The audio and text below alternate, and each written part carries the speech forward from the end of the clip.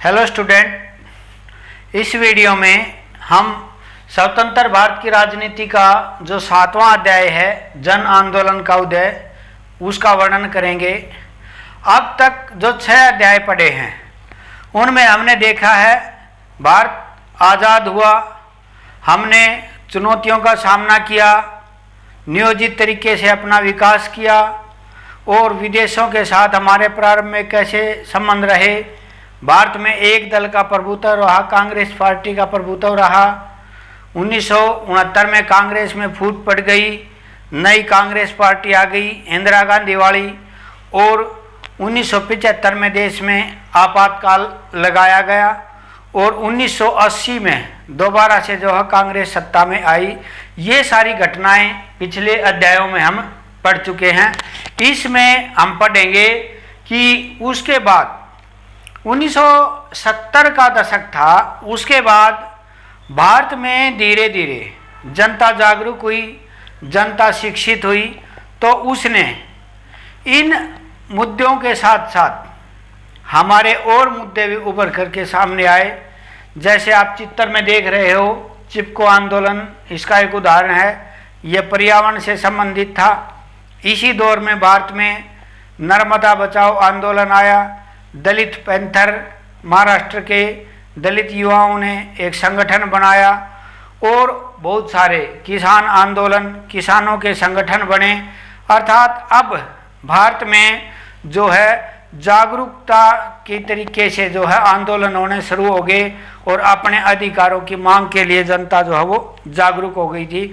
तो इस लेसन की शुरुआत करते हैं हम।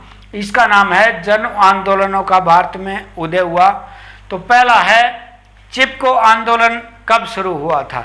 चिपको आंदोलन पर्यावरण आंदोलनों में भारत में जो है काफ़ी फेमस माना जाता है, प्रमुख माना जाता है। यह सन 1973 में उत्तराखंड राज्य में, 1973 में उत्तराखंड उत्तर प्रदेश का भाग था और 2000 में यह उत्तर प्रदेश से अलग हुआ था, लेकिन पहले यह उत्तर प्रदेश राज्य का ही भाग था। तो 1973 में जो है इस राज्य में इसकी शुरुआत की थी।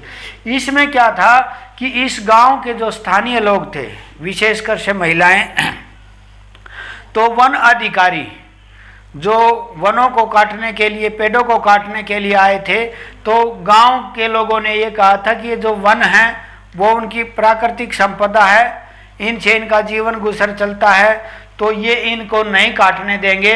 तो इसका विरोध करने के लिए उन्होंने स्वयं एक एक पेड़ों के साथ चिपक करके और जो है पेड़ों की रक्षा की थी। इस कारण से इस आंदोलन को चिपको आंदोलन कहा जाता है। क्यों? क्योंकि गांव के लोग, विशेषकर महिलाएं, पेड़ों के साथ चिपक गई थी और सरकार को इसके आगे झुकना पड़ा था और जो वन काटने वाले अधिकारी थे उनको वापस जाना पड़ा था। तो चिपको आंदोलन की शुरुआत उत्तराखंड राज्य में हुई थी। उस समय उत्तर प्रदेश का था सन 1973 में। अगला है दलित पैंथर संगठन। दलित पैंथर संगठन क्या था कि महाराष्ट्र राज्य में दलित युवाओं ने, महाराष्ट्र राज्य में दलित जो पढ़े लिखे युवा थे, उन्होंने सन 1972 में एक संगठन बनाया, उसका नाम था दलित पैंथर। इसका उद्देश्य क्या था कि जो शहरी क्षेत्र में रहने वाले जो दलित युवा हैं उनको रोजगार नहीं मिलता था और उनकी जो समस्याएं थी सामाजिक रूप से, आर्थिक रूप से, उन समस्याओं का समाधान करवाने के लिए इन्होंने दलित युवा, पढ़े लिखे युवाओं का एक संगठन बनाया। इसको दलित पैंथर बोलते हैं।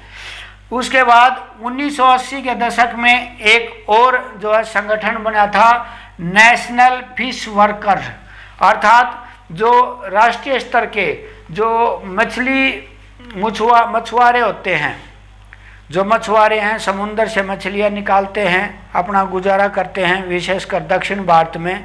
इन्होंने अपने हितों की रक्षा के लिए, अपने हितों को बढ़ावा देने के लिए जो है एक संगठन बनाया। नेशनल फिश वर्कर फोरम की शुरुआत 1980 के दशक में हुई थी। यह कामगारों का एक संगठन था और इन्होंने अपने हितों के लिए जो सरकार से कुछ मांगे रखी थी। उसके बाद है ताड़ी विरोधी आंदोलन। ताड़ी का मतलब यहाँ है देसी शराब से। ताड़ी विरोधी आंदोलन कौन से राज्य में चलाया गया था? दक्षिण भारत का आंध्र प्रदेश राज्य है, उसके नल्लोर जिले में इसकी शुरुआत हुई थी 1990 और उससे 1992 के बीच में। ये क्या था कि वहाँ पर जो आंध्र प्रदेश राज्य था उसके नल्लोर जिले में एक विशेष समस्या आ गई थी कि वहाँ के जो ग्रामीण थे वो शराब की ज़्यादा उनको लत लग गई थी और वो इसके बहुत ज़्यादा आदी हो गए थे। तो वहाँ की जो महिलाएं थी उन्होंने ये ताड़ी विरोधी आंदोलन चलाया था। किस लिए? कि शराब की बिक्री वहाँ पर रोक लगा दी जाए और जो दारू के जो ठेके होते हैं, दुकानें होती हैं, उनके बाहर उन्होंने प्रदर्शन किया कि ये प्रथा, ये चीज़ यहाँ पर बंद होनी चाहिए। क्योंकि इससे क्या नुकसान हो रहा था कि जो ग्रामीण थे, स्थानीय लोग थे, वो आदी हो चुके थे दारू के, वो काम पे नहीं जाते थे, घर में जो है हिंसा और कलह बढ़ती जा रही थी। तो इसके विरोध में वहाँ के आंध्र प्रदेश राज्य के नल्लोर जिले में महिलाओं ने ताड़ी विरोधी आंदोलन चलाया था। उसके बाद एक महत्वपूर्ण जो है वो है सूचना अधिकार अधिनियम। यह भारत का एक बहुत ही क्रांतिकारी विचार लगा सकते हो आप, या वर्तमान में भ्रष्टाचार को रोकने में, उसको कम करने में यह सूचना अधिकार अधिनियम सबसे महत्वपूर्ण भूमिका निभा रहा है। क्योंकि इसके द्वारा हम क्या कर सकते हैं कि सरकारी क्षेत्र की कोई भी सूचना, प्राइवेट क्षेत्र की कोई भी सूचना हम एक सीधी रीट, जिसको RTI बोलते हैं, RTI लगा करके और आप किसी भी प्रकार की जो है सरकार से सूचना मांग सकते हो। बस केवल वो सूचनाएं जो सरकार की गोपनीय होती हैं या सैनिक सूचनाएं होती हैं, रक्षा से संबंधित, वो आपको नहीं उपलब्ध कराई जाएंगी। अन्यथा प्रशासन से संबंधित, सामान्य प्रशासन की सारी सूचनाएं आपको उपलब्ध करा दी जाएंगी। तो इसकी शुरुआत कहाँ से हुई थी? राजस्थान में 1990 में। इसकी 2005 में तो ये भारत में कानून बन गया था, उसके बाद से तो ये लगातार लागू है, लेकिन शुरुआत राजस्थान में हुई थी 1990 से। वहाँ पर स्थानीय जो लोग थे उन्होंने जो है ठेकेदार के अधीन काम किया था। ठेकेदार ने उनको उचित मजदूरी नहीं दी थी, इसके लिए उन्होंने वहाँ पर इसका आंदोलन चलाया कि हमने जितना काम किया है उसकी कितनी मजदूरी मिलती है, सरकार की तरफ से कितना पैसा आया है। तो वहीं से राजस्थान से 1990 में इसकी शुरुआत हुई थी सूचना अधिकार अधिनियम की। उसके बाद है यह पूरे भारत में कब लागू हुआ? सन 2005 के जून के महीने में जो है ये पूरे भारत में लागू हो गया है। अब है घरेलू हिंसा से संबंधित महिलाओं की सुरक्षा। घरेलू हिंसा क्या होती है कि वो हिंसा होती है जो घर में, जिस तरह पति पत्नी के बीच झगड़ा होता है, तो अक्सर ये भारत का जो समाज है वो पितृ प्रधान समाज है, उसमें सामान्य रूप से ज़्यादातर क्या देखा जाता है कि महिलाएं इस हिंसा का बहुत ज़्यादा शिकार होती हैं। तो अब महिलाओं को ये अधिकार मिल गया था 2005 के बाद कि यदि घर में भी यदि पति के द्वारा उनके ऊपर हिंसा की जाती है तो वो उसका विरोध कर सकती हैं। और इसके लिए जो है सरकार ने कानून बनाया था सन 2005 में। घरेलू हिंसा से संबंधित महिलाओं को सुरक्षा प्रदान करने के लिए भारत सरकार ने सन 2005 में अधिनियम पास किया था या कानून बनाया गया था।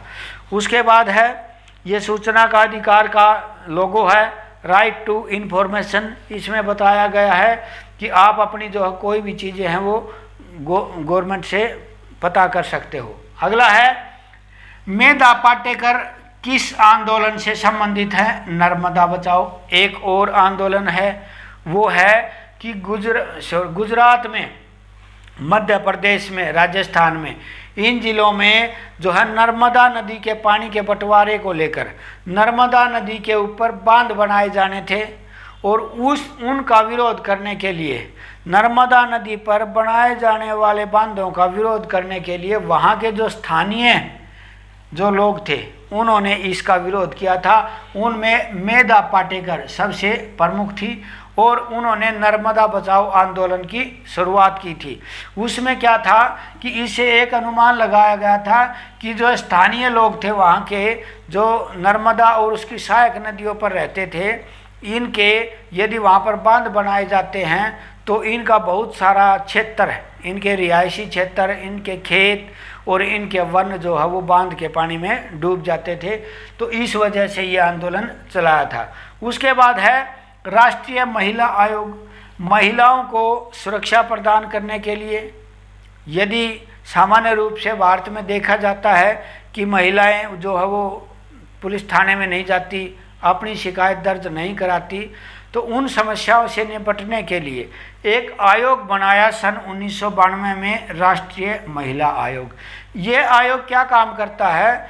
यह आयोग यदि महिलाओं के ऊपर कहीं भी अत्याचार होते हैं उस मामले में स्वतः संज्ञान ले लेता है, चाहे अखबार के माध्यम से पता चले, मीडिया के माध्यम से, या खुद भी जाकर यदि किसी मामले को ये जांचना चाहे उसको जांच सकता है और महिला के अधिकारों की रक्षा के लिए काम करता है।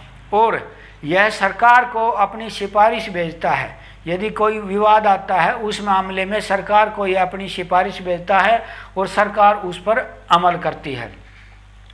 भारत में महिला दिवस कब मनाया जाता है? 8 मार्च को। भारत में महिला दिवस 8 मार्च को मनाया जाता है। और महिला आयोग की स्थापना कब की थी? सन 1992 में। और नर्मदा बचाओ आंदोलन मेधा पाटेकर से संबंधित है।